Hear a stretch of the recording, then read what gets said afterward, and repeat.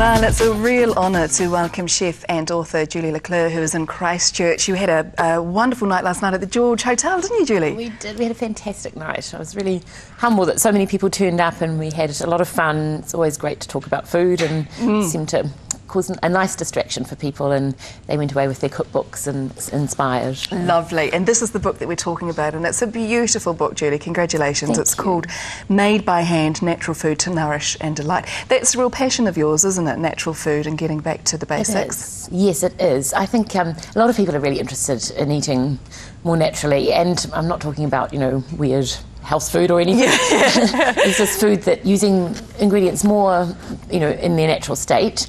So basically fresh fruit and vegetables and grains and pulses, so nothing scary. But just giving people really good options on how to use these ingredients and come up with great flavours, because I'm very focused on flavour. So because I think that's probably what a lot of us have been scared about in times when we're using nice, beautiful, fresh produce, is that we think we're lacking in flavour. But the book here tells us exactly the flavours that we need, and they really make a difference, don't they? Yes, that's true. It's kind of like having your cake and eating it too. And I think, sort of healthier food maybe had a bad rap for lots of years.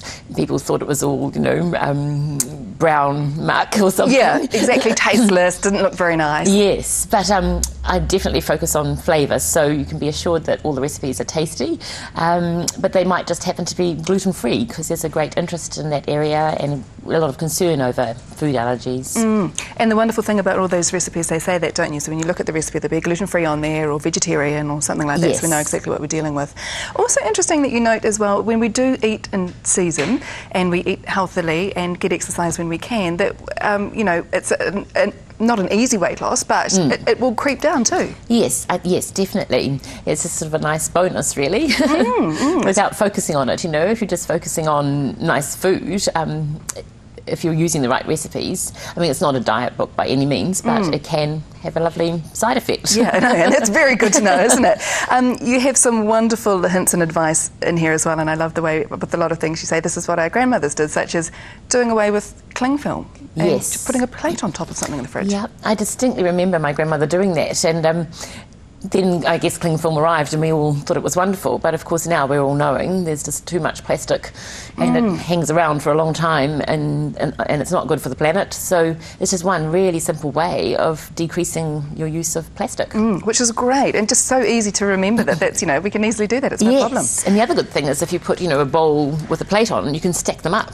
That's good too, you can't actually. Really do that with cling film. Yes, so. more room in the fridge.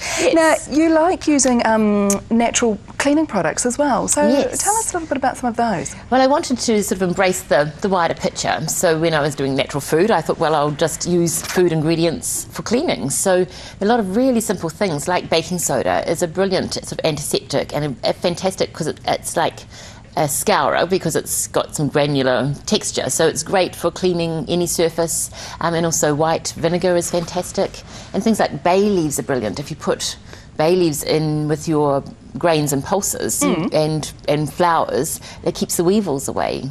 That's a fantastic tip. I've never heard of that before. So just a bay leaf into our grains and pulses? Yes, so just to keep them in an airtight jar, so your rice or what have you, polenta, and it's quite nice because it also flavours the rice or the polenta, so you've got this lovely bay leaf flavour coming through, but the weevils just hate it. Very good to know. We're going to talk about a couple of the recipes in here, Julie, that I have to say, flicking through this really caught my eye. And the good thing is I actually thought that I could attempt them as well. So you've broken it down for me. Well done.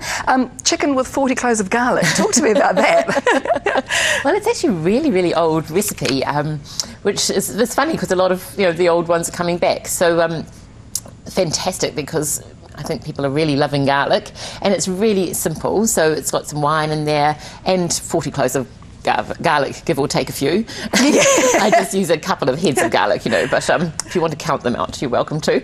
But they get this lovely, caramelised, you don't even have to peel them. And so we can just put them in as they are, as we buy them? Yes, and they caramelise, and you can sort of the skins sort of break once they're cooked quite easily, and then there's these sort of lovely nuggets of caramelised garlic inside, and it's all sort of chewy and gorgeous and really concentrated flavour.